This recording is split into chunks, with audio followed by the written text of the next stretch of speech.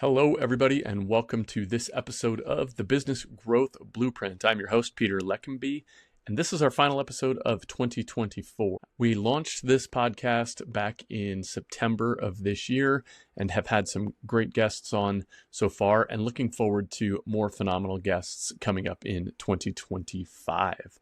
However, I want to take a few minutes to wrap the year and give some business owners some tools to perform an end-of-year reflection and also to aid in planning for 2025. I think there was some benefit in taking a few minutes to do this.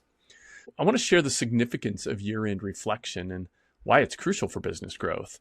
I think it's an important part of pausing to look at where you've come, where you started the year and where you're at, even if it's been a tough year, even if you've seen economic hardship, even if your business has not grown like you expected. It's important to take that time to reflect on that, to look at some things that might be causative in this process, and to think about ways that you can pivot in each of the key areas of your business. I forget who said it. I think it was Henry Ford that said, "Thinking is the hardest work there is," which is why so few partake in it. And it's important to take that time to stop and think. A lot of times we get caught up in doing things and we don't take that time to pause and reflect. I know that was something I was very guilty of early in my leadership career. I was a doer. You got paid for getting things done. And sitting down to plan and think and just let my mind wander at times did not feel like productive use of time. And I had no idea how much that was costing me as a leader and in business. And I learned a lot from that time. So I want to share some of those components and things that might help you out. So from this episode, you will learn some tips for looking back, reflecting, capturing notes, whether it be accomplishments, key lessons learned, quite frankly, failures, what didn't work. And then also some questions to ask yourself as you go into the new year, some things to think about as you start the planning process. So let's look at a 2024 year in review framework. Let's talk through what this could look like. First, let's look at the obvious, financials. Let's do a financial pulse check. Looking at your revenue. Revenue is the starting point for your business. It's your top line. Did you grow this year? By how much did you grow? What was your starting revenue, your ending revenue? Maybe month by month. What was that run rate across the year? Especially if you're in a seasonal business, you may be the fourth quarter is a slower time or the fourth quarter is your busy time, depending on what type of business you're in. Next, look at your profit margins. Look at both gross and net. These are important benchmarks. By industry, you can look at what the averages are and you can benchmark against your industry to see how you're doing. If you have a lot of cost of goods, you're going to see some different margins than if you have very few goods, if you don't have inventory, different fixed costs, if you don't have to rent a warehouse and you just have a small office space. A lot of things will go into that, but look at your profit margins and then look at your cash flow patterns. Take a look and spend some time evaluating that. Next, talk about your customer service, the customer experience that you delivered. What were the wins? What were your most effective or successful products or services? What client feedback did you get? What did you hear from your clients? What are your retention rates? If you have customers that repeat business, are they coming back to you? Think about customers that can be from a maintenance standpoint, whether you're, a landscaper and you do the actual cutting and mowing, if you have snow removal and you have contracts, if you're a plumber or an HVAC technician, do you have maintenance, your furnace checkup or your air conditioner checkup? Like, do customers keep coming back? If you're a hair salon, do you have repeat business over and over again? Next, team development. If you have employees, key hires, who did you hire this year? Who did you maybe let go this year? What skills did your team gain? Did you make organizational improvements? This is a key part for businesses who do have employees. Do you have team members who are contributing to the success of the business? Are you investing in those team members so they can contribute to the success of the business? Next, look at your marketing. What's your marketing effectiveness? What channels did you market to? What messages resonated most? Did you try new channels? Did you try new messaging? What's your testing process? Do you have a way to split test and measure effectiveness of different marketing? How about your lead generation efforts? Lastly, what major pivots or adaptations were made during the year? Did you have to rethink your strategy? Did you have to adapt when a key team member left your company? Did new competition force you to look at things differently? What role did technology play in you having to shift? There's a lot of different things that might go into these pivots that happen throughout the year. It was an election year for our president, and that can cause turmoil. People may be holding back from spending, or after the election, maybe people change their behavior patterns. Those are all important things to take a look at in your business. After you've spent some time, and maybe this is a couple hours, maybe this is half a day, maybe it's a full day, really reflecting back on the year, spend some time doing it alone. Encourage your key team members, encourage your leadership team if you have one, to spend some time doing this, and then get together. And what was your shared reflection on 2024? If you have team members, they're going to see some things differently than you as the owner, and you might have some key learnings that come out of that. Next, take some time to plan for 2025. Strategic planning is so important. I think it was Eisenhower that said, planning is essential, but plans are useless. The point being, you've got to prepare for the year ahead. That gives you, it's like practicing. You got to practice for the game. Once you get in the game, the situation is going to cause you to have to pivot, adjust, and adapt. But by doing that planning, you're much better equipped for those pivot points, because you can think about pivots and build that into your strategic plan. If A happens, then we will do X. If B happens, then we will do Y. These are very good thought exercises for you and your team to engage in this year. So strategic planning, this is an important part. I did a webinar with a colleague of mine, a client, Mark Curtis. We did a webinar on LinkedIn earlier in the fall talking about 2025 strategic planning. And you know, it's never too late to do strategic planning. The only crime is if you don't do any strategic planning. Yes, the end of December, you should have already thought about some of this, but better now than never. And it's important that you do the exercise. And even if you did some strategic planning back in September, October, take some time, reevaluate those. Things have changed in the last 2 months. You might be in a new headspace in the last couple months. Some new learnings, some new thoughts, ideas. Revisit your strategic plan. But start with a market analysis. What are emerging opportunities and/or potential challenges in your market? Who are your key competitors? Have you done a SWOT analysis? This is a super important thing I like to do with every client, is offering a SWOT analysis. I will go in, get some market research. I will look at their key competitors. I'll look at key factors in their business, all of their web presence, Google reviews, customer success, all of those different components, and build out a SWOT analysis. And if you're not familiar with the SWOT analysis, it's a 2x2 matrix, and you have strengths, weaknesses, opportunities, and threats. And so it's really evaluating where you have advantages and/or maybe disadvantages in the marketplace. Next, revenue targets. What are your goals when it comes to revenue? What are your goals when it comes to profit? And what is your anchor strategies to get there? You know, I talk about profit acceleration, and one thing I offer is a strategy session to sit down with any business. We'll talk through some of the core profit strategies, and if it makes sense, we'll sit down and do a more formal profit acceleration assessment where we go through their business and dig into key strategies. But let's look at your cost structures. Let's look at your pricing strategy. What's your market position? Do you have good, clear messaging to your market?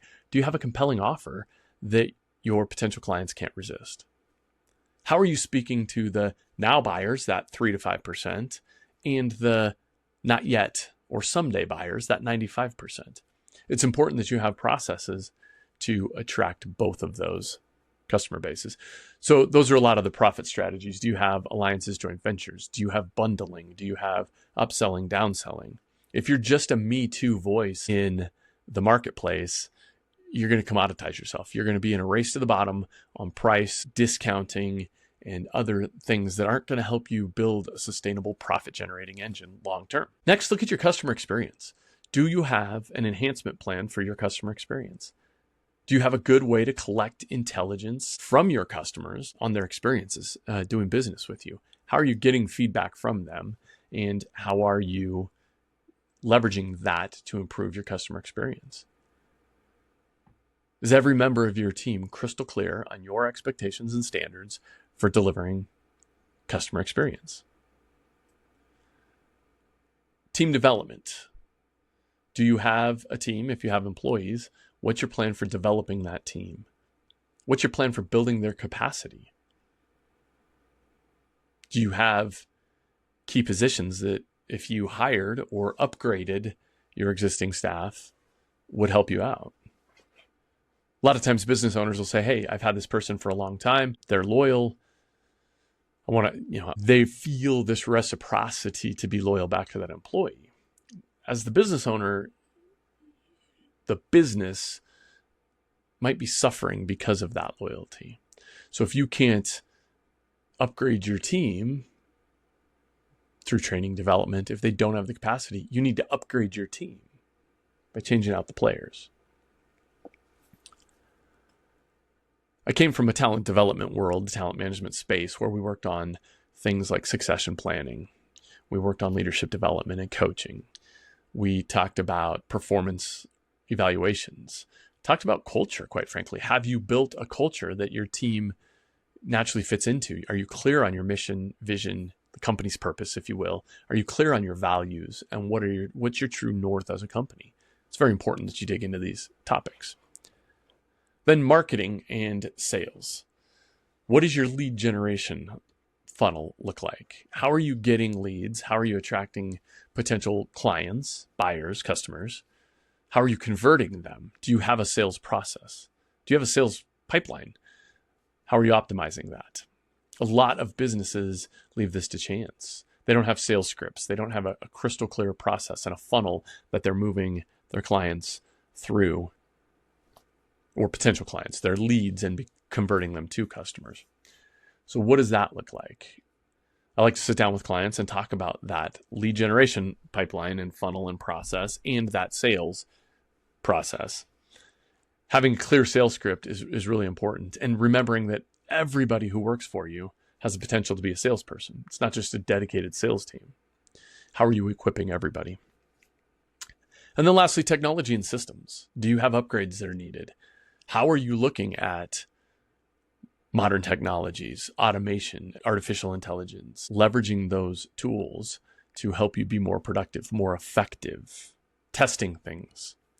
What technologies do you have? CRMs, marketing, nurturing those leads. How do you stay top of mind with your existing customers? How do you nurture new customers? So now that you've done a review of 2024, you've taken some time to plan for 2025. Again, I think it's very reasonable that you could spend at least a half a day on each of those first two topics, reflecting back, looking forward. Transition into action. What are you going to do? It's great to have a plan.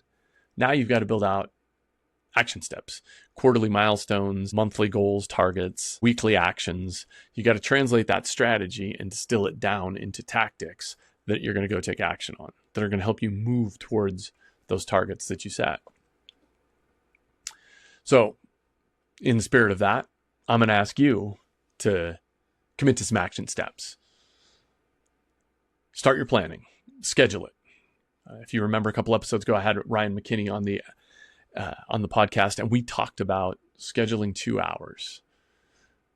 Go find that 2 hours. Go find a half a day. Between Christmas and New Year's, can you block off 2 or 3 2-hour chunks to do some of this? If you're interested and would like a planning template, send me an email. Reach out to me on LinkedIn. Message me, peter@leckemby.com. Be happy to give you a planning template to help you and a framework, some tools that'll help you be really effective in your planning and goal setting. And then third, key metrics that you should track in the upcoming year. Now, we'll talk high level, and then I'll get into a little bit more granular of metrics. But at the very top, Obviously, you're tracking revenue, you're tracking profit, both gross and net. You've got to have all those numbers on a regular basis. Number of new customers, average revenue per customer, average revenue per transaction, cost of labor, all of your fixed costs. Understand what those fixed expenses are and where you might be able to save some money, or where you might be able to optimize, where you have redundancy. What are some things you can do on some of those fixed costs? Marketing. How much are you spending on advertising and marketing? How much does each lead cost you to acquire? How much does each customer cost you to acquire? What's your return on ad spend? You'll hear ROAS used a lot. Return on ad spend. That's a good metric. Your conversion rate. If you have a landing page or a website, people go to that website. Are you tracking that? Do you have analytics on that? Customer service, customer experience. Do you send a survey out? Are you just counting on Google reviews? If you are you asking for those Google reviews? Track those new Google reviews. Set a benchmark for the number of new Google reviews you want to get. If you're, a restaurant or service place, a Yelp review. Those are always really important, I think. Whenever I go to a new city, I go to Yelp. I look for the top rated places, and it's allowed me to find some incredible restaurants and businesses, places just off the beaten path.